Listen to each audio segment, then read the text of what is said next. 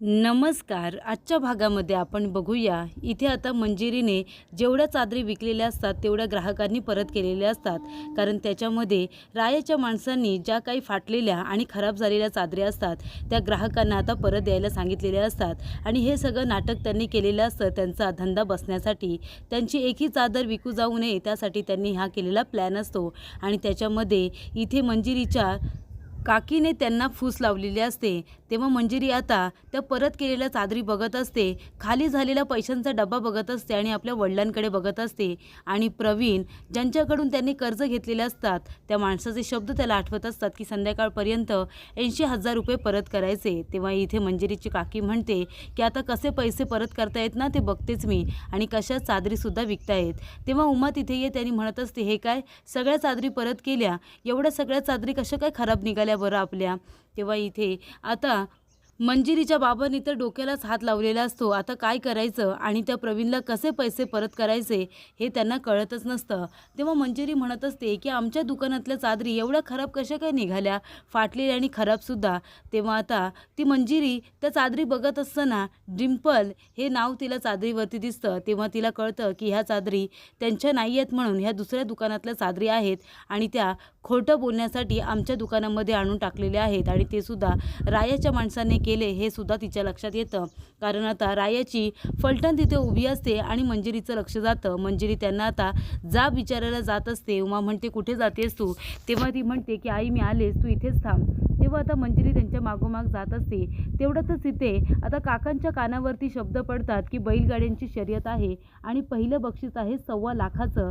असं ऐकल्यानंतर ते आता त्या शर्यतीमध्ये भाग घेण्यासाठी तिथून निघून जातात. तर इथे रायाची मुलं आता एकमेकांना टाळ्या देऊन हसत असतात. तर इथे जो पिस्तुल्या असतो त्याने आता शर्यतीमध्ये भाग घेतलेला असतो.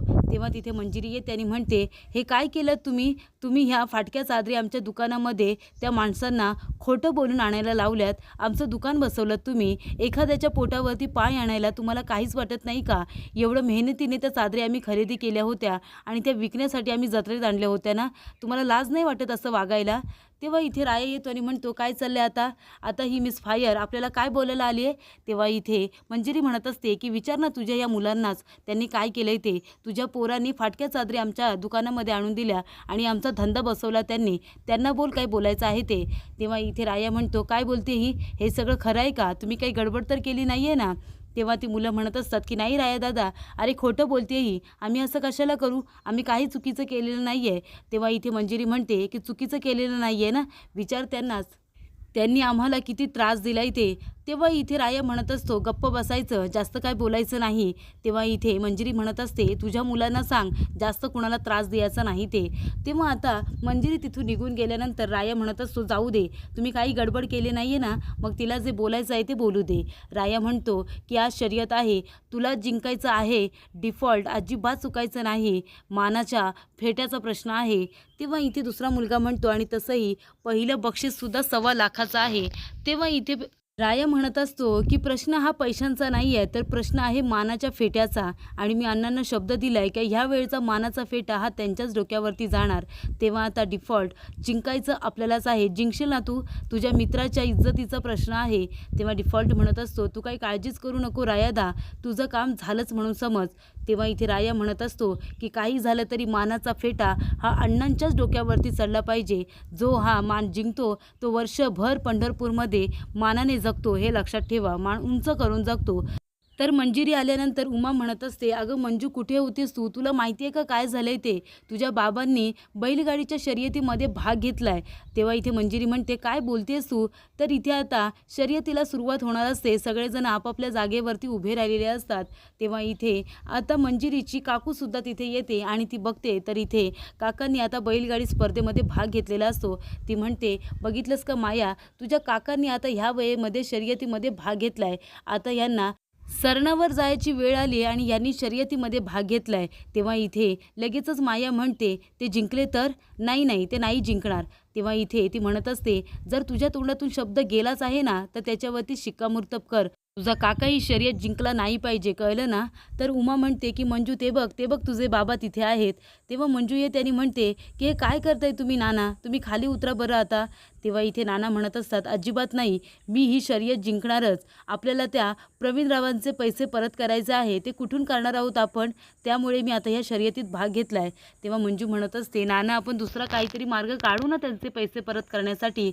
तुम्ही कशाला तुमचा जीव धोक्यात घालताय, तुम्ही गाडीतून उतरा बरं. आणि तुमचं वय आहे का आता शर्यतीमध्ये भाग घ्यायचं? तेव्हा इथे नाना म्हणत असतात, मग काय करू मी, माझा एखादा जर मोठा मुलगा असता तर त्याने या शर्यतीत भाग घेतला असता आणि माझं सगळं कर्ज फेडून टाकलं असतं. पण आता जर आपल्या 2 मुलांची जबाबदारी आपल्यावरती आहे तर आपला मोठा मुलगा आता नसल्यामुळे आपल्यालाच त्यांची जबाबदारी पूर्ण करायची आहे. तेव्हा उमा म्हणते, मग करू ना आपण, त्यासाठी काय तुम्ही जीव देणार का, खाली उतरा बरं. तेव्हा इथे दादा येतात आणि म्हणत असतात, अहो काय करताय तुम्ही नाना, तुम्ही आता तुमचे पैसे मोडून घेणार का? तेव्हा उमा म्हणत असते की पैसे मोडून घेतलेत ना तरीसुद्धा चालेल, पण हाडं मोडण्यापेक्षा ते कितीतरी बरं. तेव्हा इथे उमा म्हणते, हे बघा, कर्ज फेडायचं असेल ना तर आपण आपलं घर विकू, पण आता तुम्ही खाली उतरा बरं. तेव्हा इथे लगेचच काकी म्हणत असते की विका घर विका, ते घेण्यासाठीच तर मी बसले ना. तेव्हा इथे आता कसंबसं उमा काकांना गाडीतून उतरायला लावते. तेव्हा इथे मंजिरी आता तिला तेच आठवत असतं की प्रवीणराव म्हणालेले असतात की रात्री तुम्हाला संध्याकाळी 80,000 रुपये परत करायचे आहेत. आणि इथे नाना म्हणालेले असतात की मोठा मुलगा असता तर शर्यतीमध्ये भाग घेतला असता. उमा म्हणत असते, कशाला तुम्ही आता त्या शर्यतीमध्ये भाग घेत होता, तुमच्या जीवाला काही झालं असतं तर इकडे आता घोषणा देत असताना मंजिरीचं सुद्धा आता स्पर्धकांमध्ये नाव घेतलं जातं.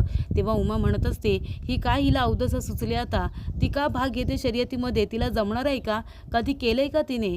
तेव्हा इथे आता सगळ्यांनी शर्यतीमध्ये भाग घेतलेला असतो, ते तिथे येऊन उभे राहिलेले असतात. तेव्हा इथे आता मंजिरी म्हणत असते, हे बघा, मी आता या स्पर्धेमध्ये नवखी आहे. पण ती इथे बैलांना म्हणत असते, पण तुम्ही तर खूपच जास्त अनुभवी आहात ना, त्याच्यामुळे तुम्ही आता मला जिंकवायचं आहे, तुम्ही मला सांभाळून घ्यायचं आहे. तेव्हा इकडे आता राया म्हणत असतो की ओढणी सांभाळता येत नाही आणि स्पर्धेमध्ये भाग घेतलाय, हारणारच आहेस तू. तेव्हा मंजिरी म्हणत असते, मी हारेन नाही तर मी जिंकेन, तुला काय करायचं आहे, तुझ्यासारखा दुसरा कोणाला मी त्रास तर देत नाही ना. तेव्हा राया म्हणतो, काय म्हणाली ही? तेव्हा इथे पिस्तुल्या म्हणतो, नाही काही नाही, तिच्याकडे लक्ष देऊ नकोस. तेव्हा उमा आणि इथे नाना आलेले असतात, ते आता मंजिरीला गाडीतून उतरायला सांगत असतात.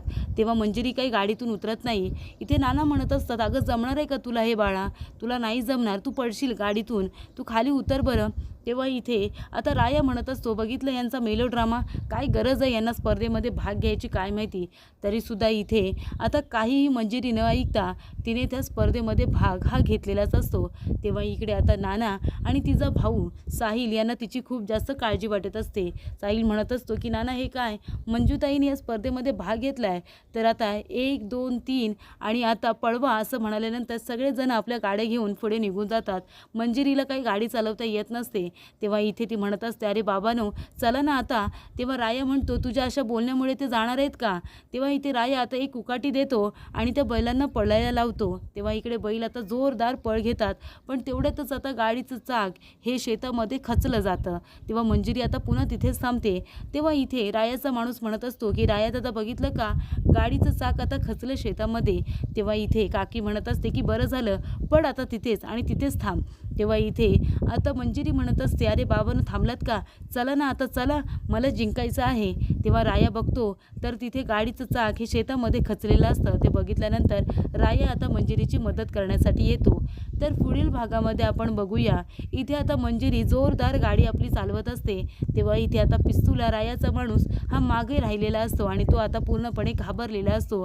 जेव्हा आपली गाडी हारते हे बघितल्यानंतर राया लगेचच धावत पळत येतो आणि चालत्या गाडीमध्ये तो लगेचच उडी मारतो आणि गाडी तो स्वतः चालवायला घेतो. तरी ते मंजिरी आणि राया दोघांनीही आता जिंकण्यासाठी जीवाची बाजी लावलेली असते. तर आता या स्पर्धेमध्ये कोण जिंकणार हे बघणं खूपच जास्त रंजकदार होणार आहे. सिरियलच्या डेली अपडेटसाठी तुम्ही आमच्या चॅनलला नक्की सबस्क्राईब करा. धन्यवाद.